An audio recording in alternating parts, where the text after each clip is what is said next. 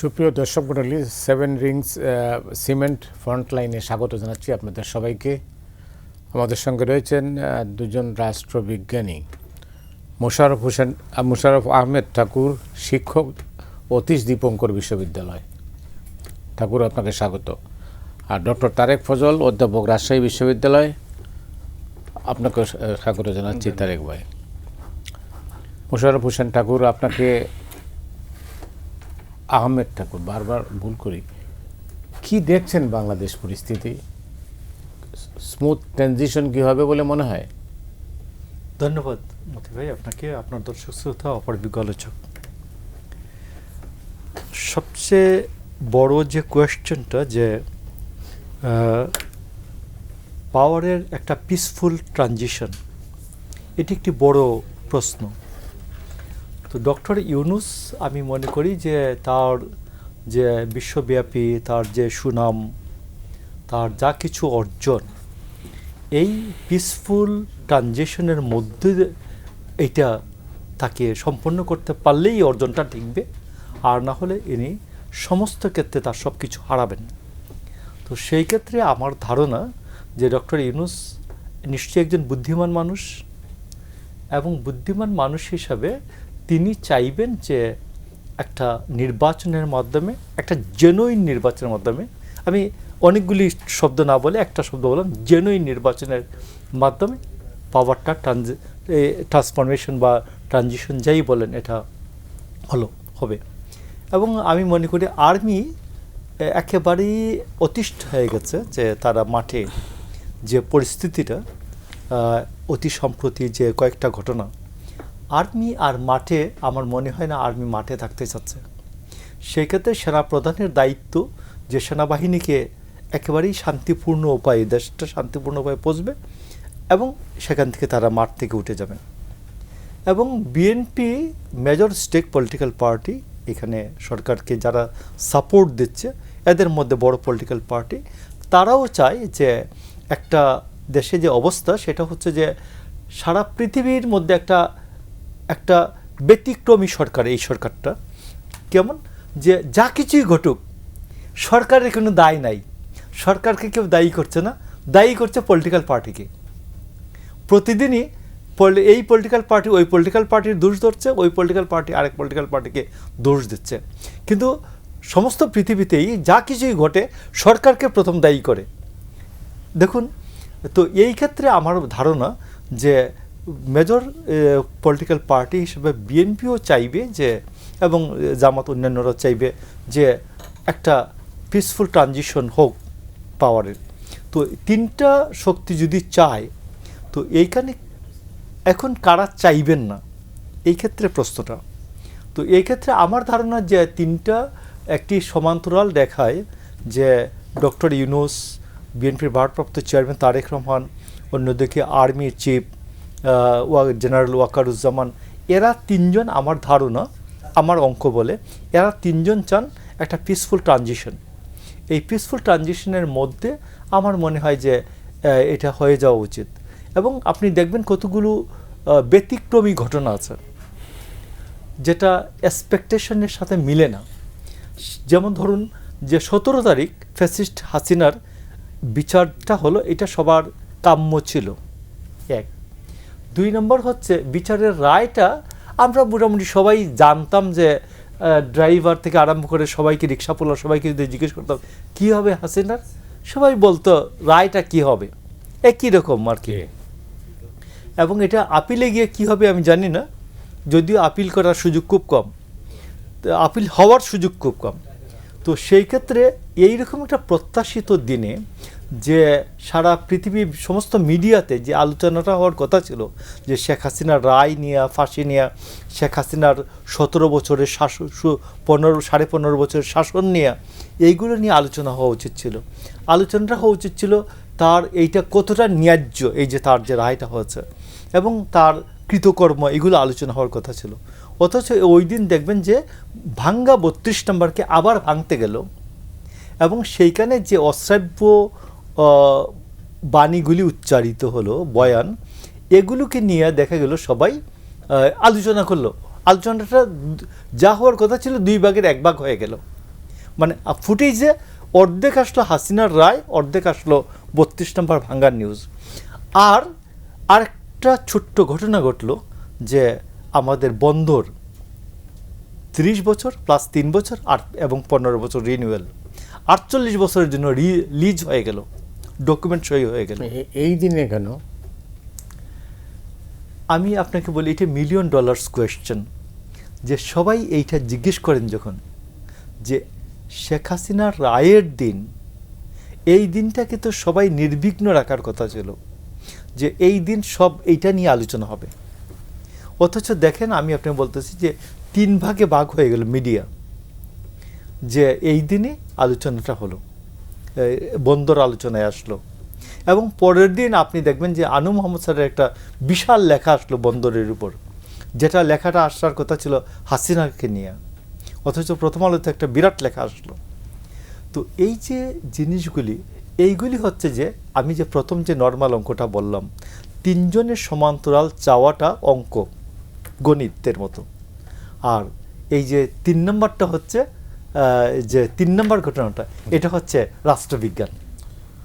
অনেক ধন্যবাদ আপনাকে। প্রশ্নের একটা পার্ট কিন্তু জবাব দিয়েছেন। আমি জিজ্ঞেস করেছিলাম আপনি বাংলাদেশ পরিস্থিতি কেমন দেখছেন, আর বাকিটা উত্তর দিয়েছেন।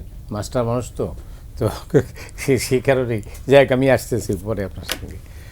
তারেক ভাই, আপনার দৃষ্টিতে আপনার ভাবনায় কি, যে প্রশ্নটা আমি কি মোশাররফ আহমেদ ঠাকুরকে বলে করেছিলাম? ধন্যবাদ জনাব মতিউর রহমান চৌধুরী এবং জনাব অধ্যাপক মোশাররফ আহমেদ ঠাকুর। এবং আমার জন্য এটা আনন্দের যে আপনারা দুজনই রাজনীতি বিজ্ঞানের আমার চাইতে সিনিয়র গ্র্যাজুয়েট। রাজনীতি বিজ্ঞানের একজন ছাত্র গ্র্যাজুয়েট হবার কারণে আমারও এই বিষয়ে মনোযোগ দেওয়ার কারণ আছে।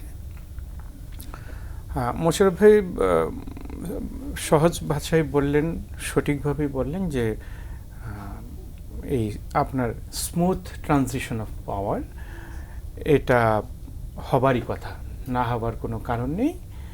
এবং আমি মনে করি এখন পর্যন্ত যা কিছু রাষ্ট্রের পক্ষ থেকে সরকার এবং সরকারের পক্ষ থেকে এই নির্বাহী বিভাগ যা কিছু করছে, সবগুলো ইতিবাচক।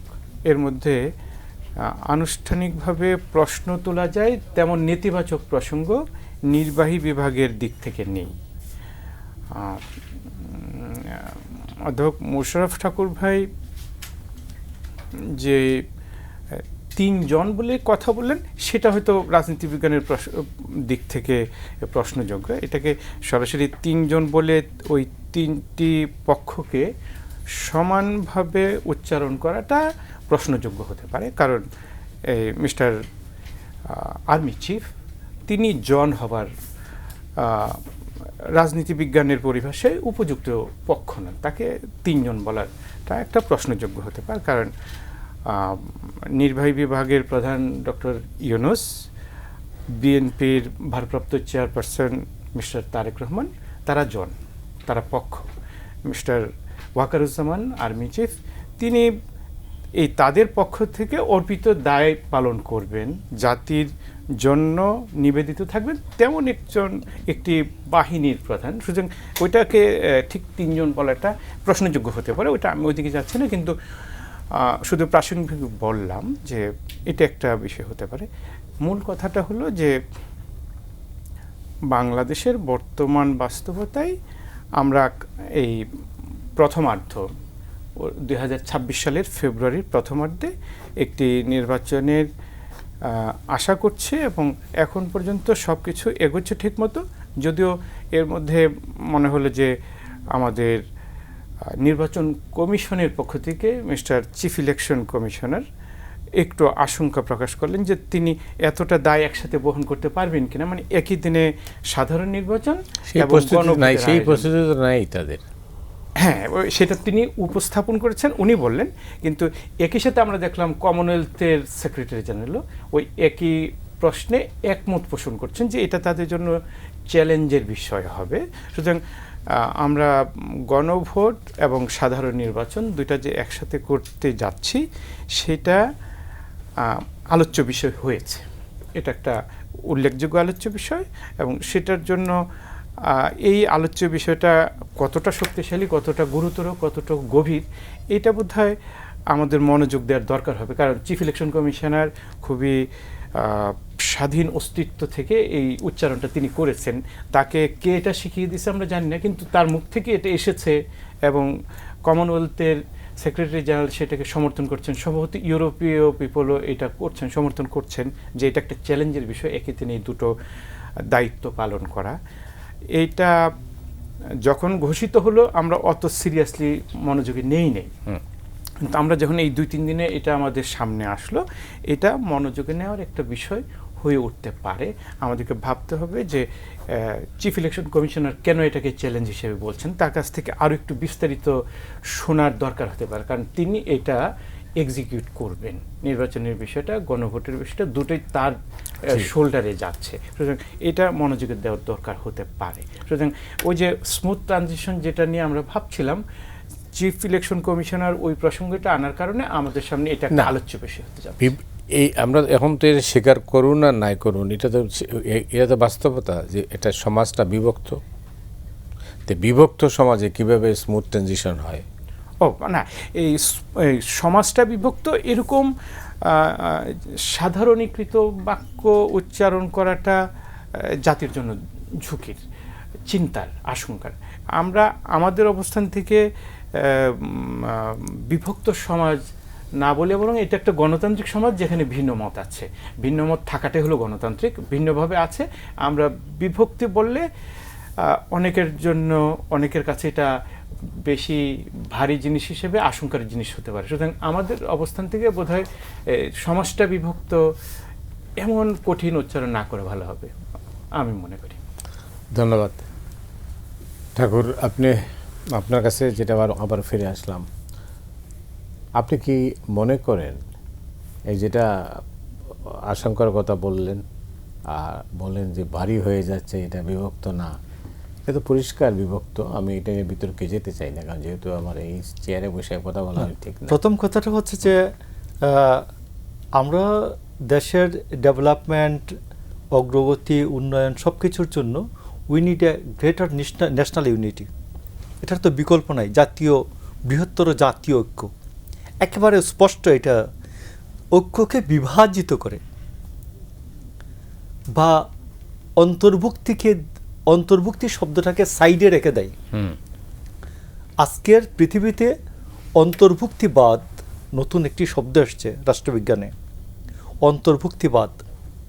তো ইনক্লুসিভিজম, তো ইনক্লুসিভিজমের বাইরে যাওয়ার কোনো ব্যবস্থা নাই।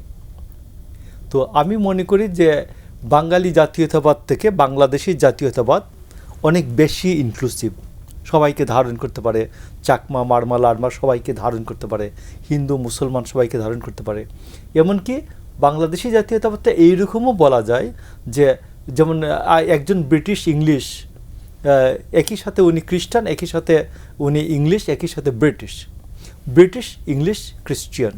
তো আমি একই সাথে তো বলতে পারি আমি বাংলাদেশি বাঙালি মুসলমান, বাংলাদেশি বাঙালি হিন্দু, বাংলাদেশি চাকমা বৌদ্ধ।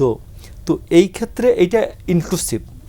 তো আজকে 50 বছর পেরিয়ে আরও 50 বছর এগোনোর পরে যে আমি কতটা ইনক্লুসিভ হই, আমি কি শুধুমাত্র মুসলমানিত্বের মধ্যে থাকব, নাকি হিন্দুত্ববাদের মধ্যে যাব, নাকি এটাকে সবটাকে আমি ধারণ করব? এটা একটি বড় বিষয়।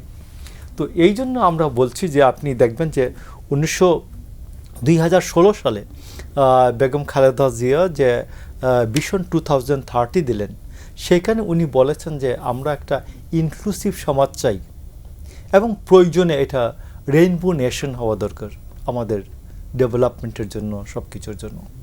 তো এই ক্ষেত্রে আমি আপনাকে বলছি যে আজকে আমরা যেটা, আপনি যে বিভক্তির সুর দেখতে পাচ্ছেন, আমরা এই ইনক্লুসিভ ইজম থেকে আমরা অনেক দূরে। শেখ হাসিনার সময় উনি এটা সবাইকে, উনার বিরুদ্ধে যারাই ছিল উনি বলতেন বিএনপি জামাত বলে এদেরকে কাট ডাউন, শাট ডাউন, একেবারে যা কিছু করে দেওয়ার, সাইজ ডাউন করে দেওয়া, এটা ছিল উনি এইটার বাইরে ছিলেন।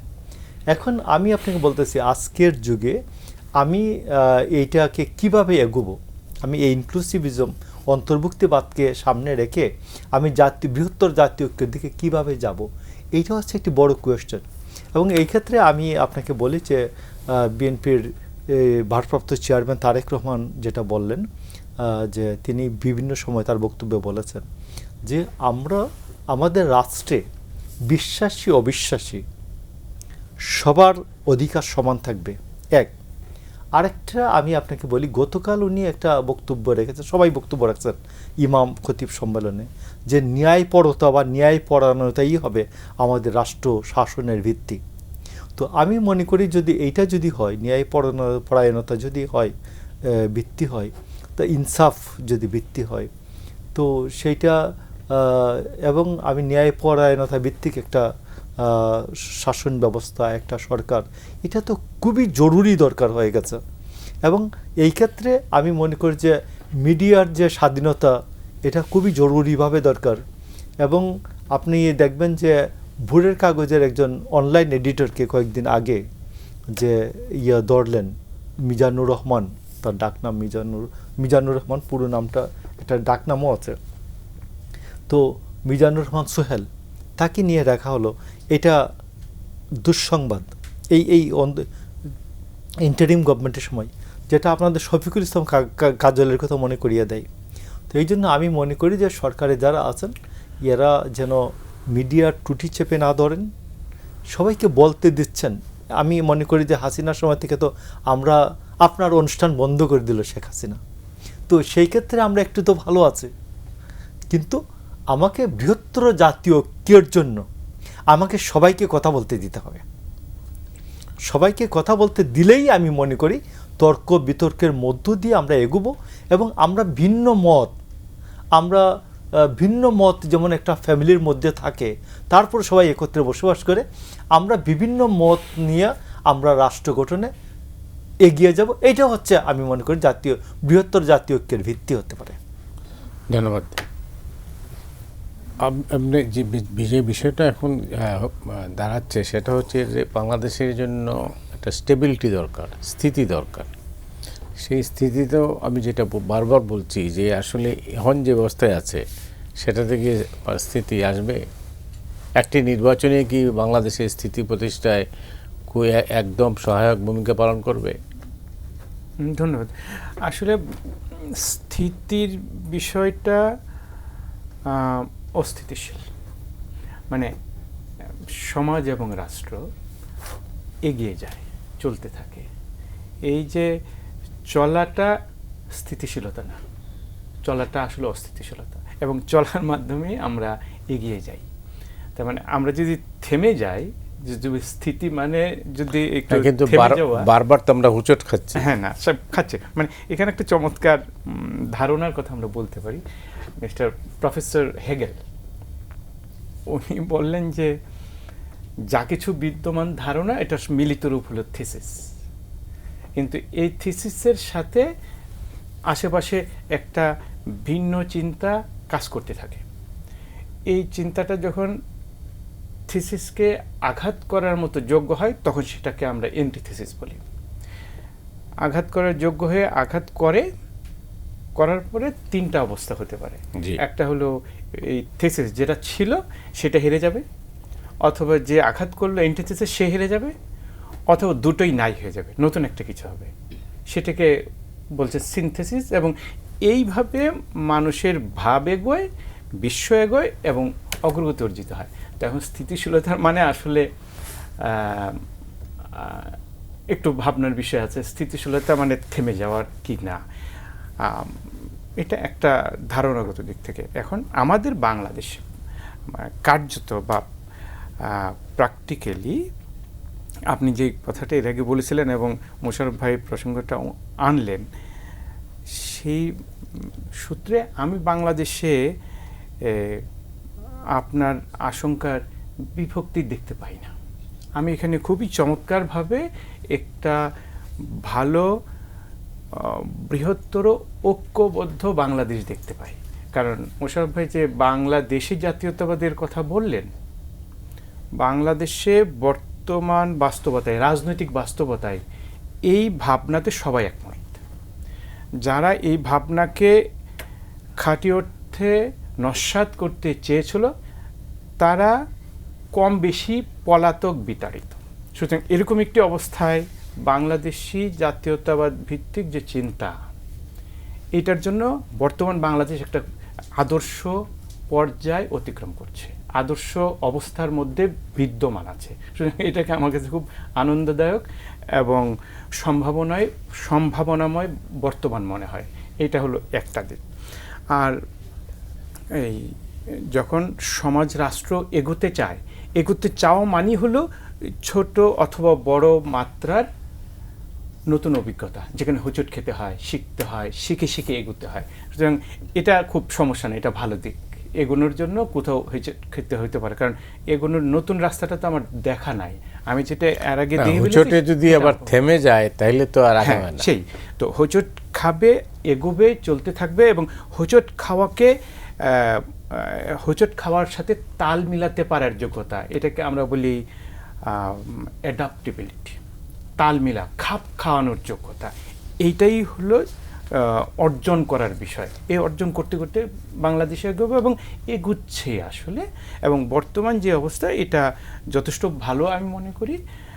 আর সর্বশেষ আপনি যেটা বললেন যে একটি নির্বাচনে কি সব অর্জন হয়ে যাবে, না। একটা নির্বাচন একটা সম্ভাবনাকে খুলে দেবে, সম্ভাবনার দরজা খুলে দেবে। নির্বাচন বহু প্রশ্নের জবাব দেওয়ার যোগ্যতা রাখে না। নির্বাচন শুধুমাত্র একটা ছোট্ট প্রশ্নের জবাব দেয়, সেটা হলো এর পরের দিনগুলোতে নির্বাহী বিভাগের নেতৃত্ব কে দেবে। আসলে আমাদের দেশে একটু জটিলতা আছে, আমরা এটা পুরোপুরি বলতে পারছি না, কারণ আমরা ব্রিটিশ গণতান্ত্রিক ব্যবস্থাকে অনুসরণ করি।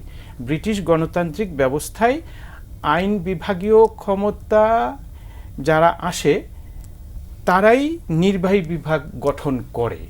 এই যে আইন বিভাগের সাথে লেজিসলেচারের সাথে এক্সিকিউটিভ যে জটলা পাকিয়ে যাওয়া, এটা একটা মন্দ জিনিস। আসলে আমরা ওই মন্দটা অনুসরণ করছি। এইটার পরবর্তী অগ্রবর্তী এবং ভালো চেহারা হচ্ছে আমেরিকান গণতন্ত্র, যেখানে নির্বাহী বিভাগের সাথে আইন বিভাগের কোনো সম্পর্ক নাই। যদি আইন বিভাগের আপনি সদস্য হন তাহলে আপনি নির্বাহী বিভাগে থাকতে পারবেন না, আপনি নির্বাহী বিভাগে গেলে আইন বিভাগ থেকে বাদ দিতে হবে। এই প্রশ্নটার জবাব বাংলাদেশে আমরা চাইছি না বলেই আমরা অনেকগুলো জটিলতার মধ্যে ঘুরপাক খাচ্ছি। কারণ আপনি এখন দেখছেন যে এই যে সম্ভাব্য নির্বাচনে যারা অংশ নেবে তাদের সবার কাছে সাংবাদিকরা জিজ্ঞেস করে, আপনি নির্বাচিত হলে কী করবেন, কী করবেন, মানে স্থানীয় পর্যায়ে আপনি কী উন্নয়ন করবেন। এটা একটা খুব জঘন্য মন্দ বাস্তবতা। আইন বিভাগে আইনসভার যিনি সদস্য হবেন তিনি জাতির জন্য সর্বোচ্চ আইন বানাবেন, এটা হলো তার মূল কাজ। এই জন্য তিনি আইনসভার সদস্য। ওই স্থানীয় পর্যায়ের উন্নয়ন কাজ তার কাজই না। কিন্তু আমাদের দেশে এটা সবগুলো দল একইভাবে ওই সবাই প্রতিজ্ঞাও করছে, আমি এটা করবো, ওইটা করে দেবো। এই কাজগুলো হচ্ছে স্থানীয় সরকারের কাজ।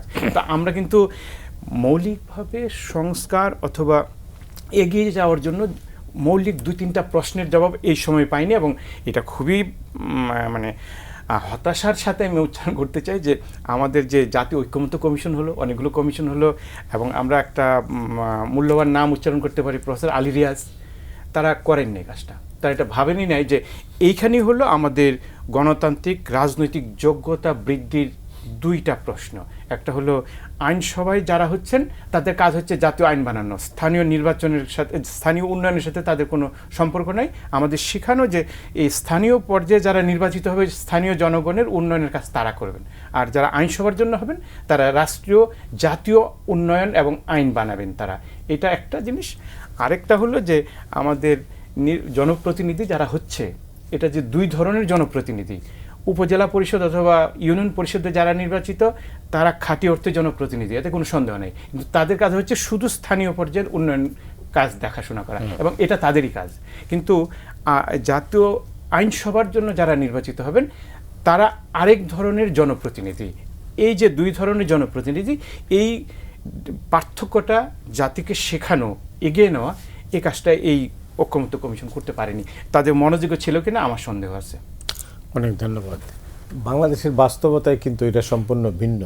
তারেক ফজল যেটা বললেন, বাস্তবতা তো এরকম না। তিনি যেটা আদর্শ সমাজের কথা বলছেন, যেটা মানে তিনি পাশ্চাত্য দুনিয়ায় বিশেষ করে ব্রিটেনে কি হচ্ছে, ব্রিটেনের সঙ্গে তো বাংলাদেশের আমরা মানে পশ্চিমা দেশের গণতন্ত্র চাই ঠিকই, কিন্তু ঘটনাটা হচ্ছে যে আমরা তো সেটা এই 54 বছরে তো আমরা মানে এক্সপেরিমেন্ট করতেই পারিনি, খালি করতে করতে করতে তো এই পর্যায়ে চলে আসলাম। ধন্যবাদ আপনাকে।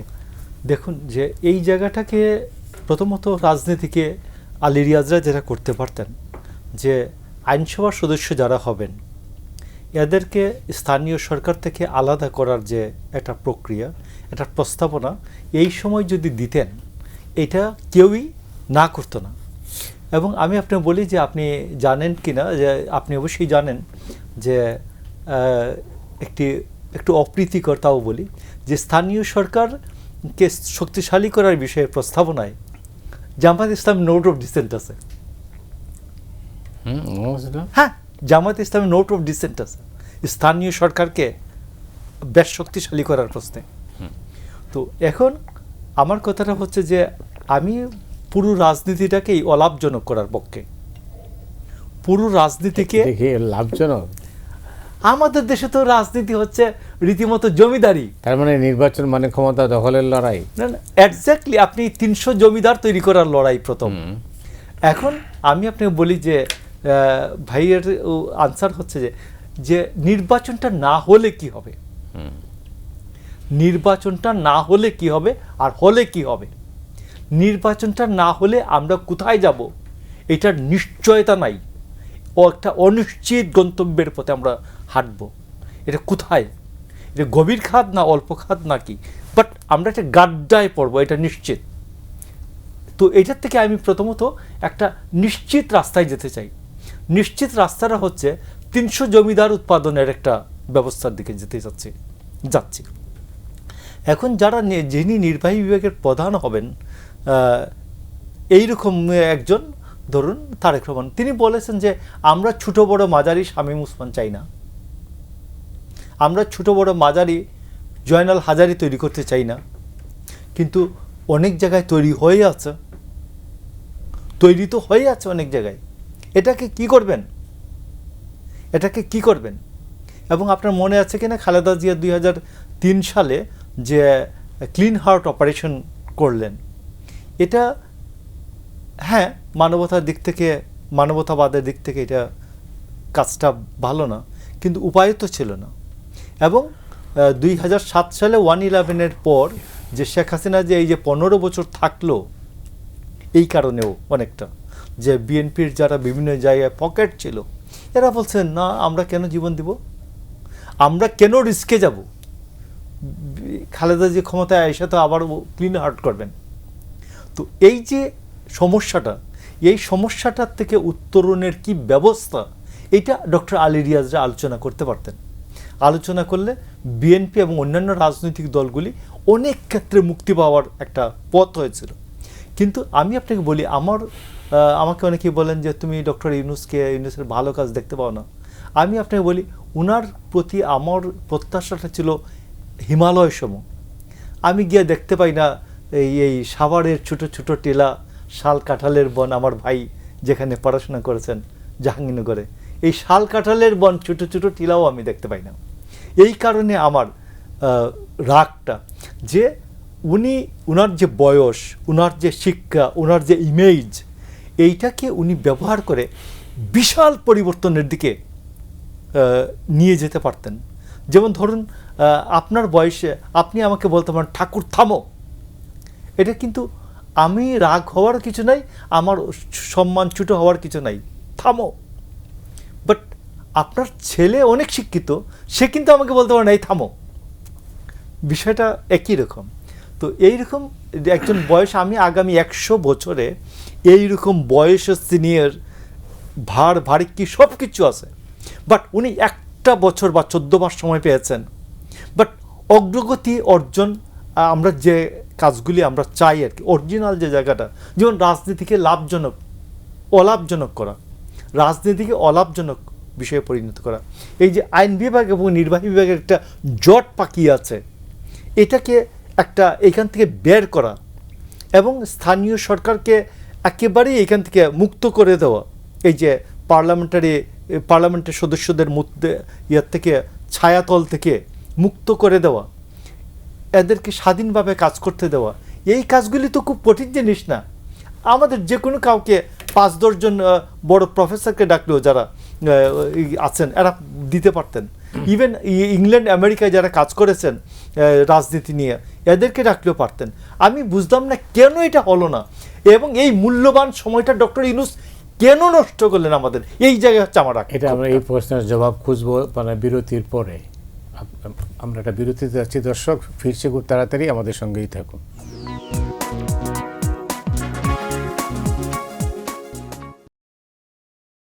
সুপ্রিয় দর্শক মণ্ডলী, 7 কিংস সিমেন্ট ফ্রন্টলাইনে স্বাগত আবারও।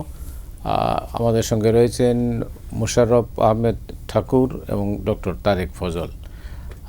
এবার তারেক ফজলকেই জিজ্ঞেস করি, নির্বাচন সামনে, আয়োজন প্রায় সেই দিকেই যাচ্ছে, কেমন নির্বাচন হবে বলে আপনার মনে হয়? ধন্যবাদ। আমাদের হাতে এখনো 1.5 মাস মতো সময় আছে। 1.5 মাস আরো বেশি আছে, যাই হোক না, 1.5 মাস বলছি যে যখন সবগুলো পক্ষ যারা নির্বাচন অংশ নেবে তারা পুরো দমে নিজেদের প্রস্তুত বলে ঘোষণা করবে, তারপরে আর ঘোষণার কিছু সুযোগ নেই। এর আগে এগুলো কিছু যেমন সবাই বলছে প্রাথমিক মনোনয়ন দিয়েছে, এইগুলোর এবং ওই প্রত্যাহার করার সময়টা যখন শেষ হয়ে যাবে, সেই অর্থে আমি 1.5 মাস মোটামুটি বলছি। এরপরের সময়টা হলো পুরোটাই নির্বাচনী সময়। এর আগে নির্বাচন আর নির্বাচন মিলিয়ে সময়টা আমরা পার করব। এর মধ্যে আমরা মোটামুটি বুঝতে পারবো যে আমাদের নির্বাচনী পরিবেশটা কেমন থাকবে। তো এটা নিয়ে বিভিন্ন সময় আমরা যখন স্বাভাবিক সময়ে ছিলাম তখন এই নিয়ে ভেবেছি, আর এখন আমরা যে সময়টা পার করছি এটাকে আমরা স্বাভাবিক সময় বলি না, এটা অন্য সময়ের চেয়ে একটু অস্বাভাবিক। এই জন্য যে আমরা এটাকে আমরা বিশেষভাবেই উত্তরণ কাল বলছি, ট্রানজিশনাল পিরিয়ড। এটাকে আমরা উতরাতে হবে, এই উতরাতে পারার জন্য এই নির্বাচনটা আমাদেরকে সাহায্য করবে। তো এখন এই নির্বাচনটা আমার অনুমান, এই যে ঝুঁকির কথা মিস্টার সিইসি বললেন, সেটার কি কি ঝুঁকি তার কাছ থেকে আমাদের আসলে জানা দরকার। আমরা যা অনুমান করছি যে 2টা নির্বাচন, মানে গণভোট এবং সাধারণ নির্বাচন, গণভোটের জন্য তার কি কি চাপ তৈরি হচ্ছে, এই ক্ষেত্রে কীভাবে ম্যানেজারিয়াল প্রবলেমস, ব্যবস্থাপনাগত কি কি সমস্যার মুখোমুখি তিনি হবেন বলে আশঙ্কা করছেন, সেক্ষেত্রে তাকে এই পুরো রাজনৈতিক সমাজ, মানে রাজনৈতিক দলগুলো এবং নির্বাহী বিভাগ কি কি সমর্থন তাকে দেওয়া দরকার, এগুলো তার কাছ থেকে আমাদের শোনার দরকার হবে। এবং তিনি সুনির্দিষ্টভাবে বলার পরে আমরা হিসাব করতে পারবো যে আমরা কতটা সমর্থন তাকে জোগাতে পারছি যে এই 2টো নির্বাচন একসাথে হওয়ার জন্য। এর সাথে তাহলে এই 2টো নির্বাচন হওয়ার সাথে এই প্রশ্নের জবাব, প্রশ্নটা জানা, সমস্যাটা জানা, সমস্যার জন্য সমাধান কি কি আমরা দিতে পারবো, এটা জানার উপরে কিছুটা নির্ভর করছে আমরা নির্বাচনী পরিবেশ কেমন পাবো, নির্বাচনটা কেমন হবে। তাহলে আমাদের না জানা কিছু জিনিস এখনো রয়ে গেছে, এটুক আমি প্রাথমিকভাবে বলতে পারি। তাতে কি আপনার মানে কি আপনার উপসংহার কি, কনক্লুশন কি? হ্যাঁ, মানে না জানার কারণে আমি তো ওইটাকে নির্দিষ্ট করে মানে আস্থার সাথে বলতে পারছি না। মানে আপনি সংশয় মুক্ত হননি হলো না। এই যে সংশয়ের প্রসঙ্গটা মিস্টার সিইসি আমাদেরকে শুনিয়েছেন যে এটা একটা বিষয় আছে যে তিনি কিভাবে নির্বাচনটাকে ম্যানেজ করবেন। উনি ঝুঁকির কথা বললেন, যেটা আন্তর্জাতিক সমাজও গ্রহণ করলো। তো আন্তর্জাতিক সমাজ গ্রহণ করাটার মূল্য আছে, মিস্টার সিইসি বললেন এটার মূল্য আছে। তো এই 2টো মূল্যবান অবজারভেশন আমাদের সামনে আছে। তো এটা জানা, যেটা আমরা আমাদের কাণ্ডজ্ঞানে আমরা যা বুঝি সেটা দিয়ে আমরা কিছু কিছু হয়তো বলতে পারবো, কিন্তু অজানা কি আছে তাদের কাছ থেকে শোনাটা গুরুত্বপূর্ণ আমার কাছে মনে হচ্ছে। আজকে এই 24 নভেম্বরে দাঁড়িয়ে আমরা এই কথাটা অবশ্যই কিন্তু এই সামনেই তো নির্বাচন, এর মধ্যে এখনো যদি আমরা সংশয় মুক্ত হতে না পারি তাইলে কিভাবে হবে? হ্যাঁ, এটা তো আপনার অবশ্যই প্রশ্ন হচ্ছে যে এখন আমরা সংশয়মুক্ত হতে পারলাম না। এই জন্য পারলাম না যে মিস্টার সিইসির উপরে 2টো নির্বাচন একসাথে, সিইসির উপরে সব নির্ভর করে না, এটা তো রাজনৈতিক দলগুলোর উপর নির্ভর করে। মিস্টার সিইসি বললেন ঝুঁকি, আর যারা স্টেক হোল্ডার তাদেরও কেউ কেউ বলেছেন যে এটা সমস্যা আছে। বড় অংশ ছোট অংশ যদি বলি, বড় অংশ বলছেন যে একসাথেই হতে পারে, তারা বলছেন, মানে বিএনপির নেতৃত্বে বড় অংশ আমরা বলি, আর জামাতের নেতৃত্বে একটা অংশ অত স্ট্রংলি বলেনি, কিন্তু তারা উচ্চারণ করেছেন যে এটা সমস্যা। আর চিফ ইলেকশন কমিশনের পক্ষ থেকে মনে হচ্ছে যেন সেইটার কিছুটা প্রতিধ্বনি, যে উনি বলছেন এটা একটা ঝুঁকি। তো এটা একটা নতুন অবস্থা। এখন তো এটা সেটেলড ইস্যু, এটাকে আবার না, সেটেলড ইস্যু তো বসেই, মানে আমরা মোটামুটি মেনে নিয়েছি যে আমরা দুটো নির্বাচন একসাথে করতে চাই। এটা করতে গিয়ে যিনি এটাকে ব্যবস্থাপনা মানে সম্পন্ন করবেন, নির্বাহ করবেন, তার কাছ থেকে এরকম একটা অবজারভেশন আমরা শুনলাম। সেটার সাথে কিছুটা আমাদের প্রস্তুতি কিছুটা। অনেক ধন্যবাদ আপনাকে। মোশাররফ আহমেদ ঠাকুর, আপনি নিশ্চয়ই লক্ষ্য করেছেন বা শুনছেন যে সংশয়ের কথা বলছেন। সংশয় মুক্ত হতে পারা না পারা নির্বাচন নিয়ে এই যে বিতর্কটা চলছে, আপনি যদি কারো রাস্তায় দেখা হয় নির্বাচন হবে তো? এক্স্যাক্টলি, যে আজ থেকে ধরুন 1 মাস পরে, আজ থেকে ধরুন ঠিক 1 মাস পরে, ডিসেম্বরের শেষ সপ্তাহে অথবা জানুয়ারির 1-2-3 দিনের মধ্যেই আপনাকে শিডিউল ঘোষণা করতে হবে যদি ফেব্রুয়ারির সেকেন্ড উইকে নির্বাচনটা করতে চান। তো সেই ক্ষেত্রে আপনার বক্তব্যটা কি? আপনি বলছেন, আমাদের সবাই বলছেন একটা ইনক্লুসিভ ইলেকশন চাই, একটা জেনুইন নির্বাচন চাই।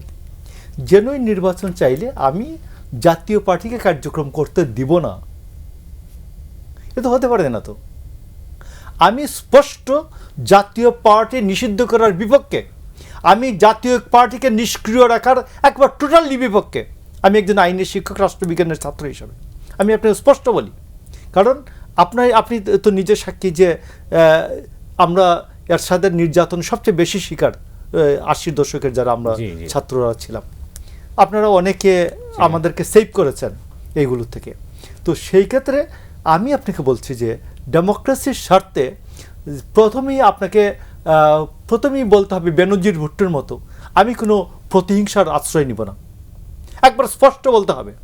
আমি বেনজির ভুট্টোকে এইটার জন্য আমি স্যালুট করি যে উনি প্রথমেই তার বলছেন যে আমি আমার পিতৃ হত্যার কোনো প্রতিশোধ নিব না। মনে আছে কিনা আপনার জিয়াউল হকের নেলসন ম্যান্ডেলা? তো সেই ক্ষেত্রে আমি যদি ইতিহাস থেকে শিক্ষা না নেই, আমি সারাক্ষণ প্রতিহিংসার মধ্যে থাকব। তো আমি আপনাকে বলি যে এটা ভুলে যেতে হবে রাজনীতিবিদ হিসাবে, রাজনীতিক হিসাবে। তো সেই ক্ষেত্রে আওয়ামী লীগের প্রশ্নে আমার একবার স্পষ্ট বক্তব্য, political party is a abstract entity. Political party অন্যায় করে না তো, সরকার অন্যায় করে না, সরকারের প্রধান অন্যায় করেন, সরকারের মন্ত্রীরা অন্যায় করেন, রাষ্ট্র অন্যায় করে না। রাষ্ট্র যারা চালায় সরকার হিসাবে এরা অন্যায় করে, এদের বিচার হয়, রাষ্ট্রের বিচার হয়, রাষ্ট্রের তো বিচার হয় না। তো সেই ক্ষেত্রে যারা রাষ্ট্র, সরকার এবং দল, এটাকে স্পষ্টভাবে বুঝতে হবে, বুঝে এবং কতটুকু প্রতিহিংসা, কতটুকু বিচার। আমি তো ওই বিচার করব না যে বিচার করতে গেলে আমার দেশ পিছিয়ে যাবে। আপনি শেখ মুজিবুর রহমানের অনেক বিতর্ক থাকতে পারে, বাট শেখ মুজিবুর রহমান একটা গ্রেটার ন্যাশনাল ইউনিটির জন্য অনেক দালালদেরকে যে ক্ষমা করে দিলেন, এটা কি ভুল কাজ? আমি তো ভুল কাজ মনে করি না। বাট শেখ মুজিবুর রহমান স্বাধীনতার পরে উনি এক দল করেছেন, এক নায়ক করেছেন, এটা ভুল। বাট আপনাকে নেপোলিয়ানের মতো আপনি মনে করে দেখেন, নেপোলিয়ানকে কেন মনে করেন? নেপোলিয়ান গ্রেটার ন্যাশনাল ইউনিটির জন্য উনি অনেক কিছু করেছেন।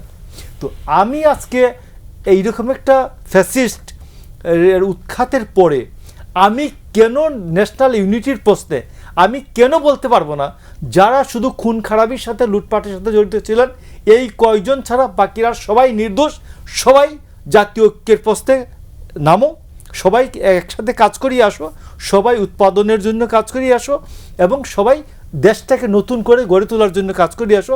আমি আপনাকে বলি, যারা নির্দোষ আওয়ামী লীগ আছে, নিষ্পেষিত আওয়ামী লীগ নাই, আমার বানিয়ে সঙ্গে আছে নিষ্পেষিত আওয়ামী লীগ। এরা আওয়ামী লীগ করে সারা জীবন, 3 পুরুষ ধরে আওয়ামী লীগ করে, কিন্তু এরা আওয়ামী লীগ থেকে কোনো কিছুই পায় নাই কোনো দিন। কিন্তু এরা তো এখন পলাতক। তো আমাকে তো এইটা বলতে হবে যে যারা আওয়ামী লীগের মধ্যে, যারা কোনো অন্যায় অবিচারের সাথে জড়িত নাই, যারা লুটপাটের সাথে জড়িত নাই, যারা খুন খারাপির সাথে জড়িত নাই, যারা নির্যাতনের সাথে জড়িত নাই, এরা সবাই ফ্রি। তো পুলিশ কে বলবে এটা? আমার গভর্নমেন্ট বলবেন প্রথম, এটা গভর্নমেন্ট ফ্যাসিলিটেট করবেন, রাজনৈতিক দলগুলিকে নিয়ে বলবেন যে ইয়েস আমি যে আজকে যে রাষ্ট্র চালানোর দায়িত্ব দিচ্ছেন আপনারা এটা বলেন যে ক্রিমিনাল অফেন্ডারের বিচার করবেন না রাজনৈতিক বিশ্বাসের জন্য বিচার করবেন। আমি তো রাজনৈতিক বিশ্বাসের জন্য বিচার হওয়াকে উচিত মনে করি না। তো আমার পলিটিক্যাল পার্টি, আমার পার্টি মনে করি আমি যে দলটার সাথে যোগাযোগ আছে আমার, তারা বহুবার বলতে শুনেছি যে রাজনৈতিক বিশ্বাস কোনো অপরাধ হতে পারে না। অপরাধ হচ্ছে যারা ক্রিমিনাল অফেন্স ফৌজদারি অপরাধ করছেন এরাই শুধু বিচারে সুপর্দ হবেন, এবং কেউ যেন কোন নির্দোষ মানুষ যেন বিচারে সুপর্দ না হয়, হয়রানির শিকার না হয়। তো আজকে এই কথাটা বাইরে সবাই আলোচনা করছে, বাট যখন আমরা সবাই একত্রে বসছি তখন এই কথাটা স্বীকার করছি না। এটি একটা বড় দুর্বলতা। আমি আপনাকে বলছি, ডক্টর ইউনূস আমাদের মুরব্বী, বয়সে যারা রাজনীতি করছেন এখানে, ইভেন দেশনেত্রী বেগম খালেদা জিয়া থেকে উনি বয়সে সিনিয়র, তো উনি সবার মুরব্বী হিসাবে এটা ফ্যাসিলিটেট করতে পারতেন যে রাজনৈতিক বিশ্বাস তো ভাই অপরাধ না, আসো বাকি যারা আছে ক্রিমিনাল ছাড়া যারা আসো সবাই সামনে আসো কাজ করো। এবং তাতেই হয়তো যে আমার নির্বাচনটা অন্তর্ভুক্তিমূলক হইতো, একটা অন্তর্ভুক্তিমূলক সমাজ হইতো দাঁড়াইতো এখানে, এবং নেক্সট যে গভর্নমেন্ট আসতো সে অন্তত 3.5 থেকে 4 বছর নির্বিঘ্নে দেশটা চালাইতে পারতো। আপনাকে আমি বলছি যে এইগুলোকে বাদ দিয়ে, এই আওয়ামী লীগকে বাদ দিবেন, জাতীয় পার্টিকে নির্বাচনের বাইরে রাখবেন, রেখে আপনি কি 2.5 বছর রাষ্ট্র চালাতে পারবেন? 3 বছর রাষ্ট্র চালাতে পারবেন? প্রশ্নই আসে না। অনেক ধন্যবাদ ঠাকুর।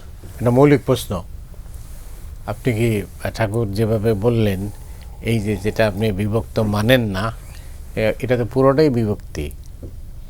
না, আমি এটাকে সেভাবে আসলে দেখতে চাই না। এই জন্য যে আমাদের কাছে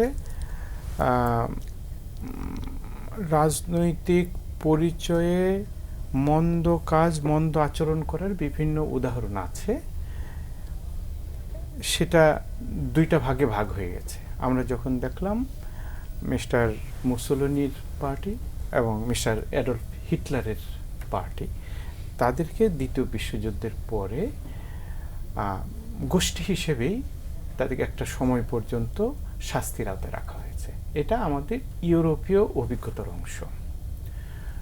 বাংলাদেশে ওই 2 ফেসিবাদী শাসক এবং সেই দলের চাইতেও বহুগুণ জঘন্য আচরণ করার অভিজ্ঞতা আওয়ামী লীগ আমাদেরকে দেখিয়েছে, আমরা সেটা দেখেছি। এবং সেজন্যই যখন আওয়ামী লীগকে দলীয় কার্যক্রম স্থগিত রাখার জন্য সিদ্ধান্ত হলো, সেটাকে সিরিয়াসলি আমাদের রাজনৈতিক দলগুলো প্রতিবাদ করেনি বা প্রতিরোধে আগে আসেনি। কেউ কেউ বলছে যে ওই যে রিফাইন্ড আওয়ামী লীগের কথা বলছে। এখানে খুবই বিবেচনা দিয়েই ভাবা উচিত যে নানাভাবে আমাদের নিয়মিত মিডিয়া, আমরা মাস মিডিয়া বলি, আর এর বাইরে সোশ্যাল মিডিয়া, এই 2 পর্যায়েই আওয়ামী লীগের সাথে নানাভাবে যারা যুক্ত ছিলেন তাদের আমার নজরে পড়েনি যে তারা কেউ তাদের নেত্রীর, তাদের দলের, তাদের শাসক কর্তৃপক্ষের নানা মাত্রার জঘন্য যে কার্যক্রম, মানবতা বিরোধী যে কার্যক্রম, এগুলোর জন্য অনুতাপ প্রকাশ করেছেন। আমাদের সামনে মিস্টার নেলসন ম্যান্ডেলার দক্ষিণ আফ্রিকার উদাহরণ আছে, যেখানে মিস্টার ম্যান্ডেলা সবাইকে নিয়ে একটা জাতীয় ঐক্যমত্য করার উদ্যোগ নিয়েছেন এবং তিনি সফল হয়েছেন। সেখানে একটা শর্ত ছিল, সেটা হলো রিকনসিলিয়েশন উইথ ট্রুথ, মানে সত্যটা স্বীকার করে নিয়ে সমঝোতার মধ্যে আসা। আপনার এবং অধ্যাপক মোশাররফ ঠাকুর, আপনাদের অভিজ্ঞতা কি আপনারা দেখতে পেয়েছেন যে যেই বিষয়গুলো, যে কার্যক্রমগুলো মানবতা বিরোধী জঘন্য কার্যক্রম আওয়ামী লীগ শাসন আমলে এই সময়টাতে হয়েছে, বিশেষ করে শেষ সময়টাতে, এগুলোর জন্য লজ্জা পাওয়া, দুঃখ প্রকাশ করা, অনুতাপ প্রকাশ করার কোনো ঘটনা আপনারা কি দেখতে পেয়েছেন? আপনাদের অভিজ্ঞতা আছে? আমি পাইনি।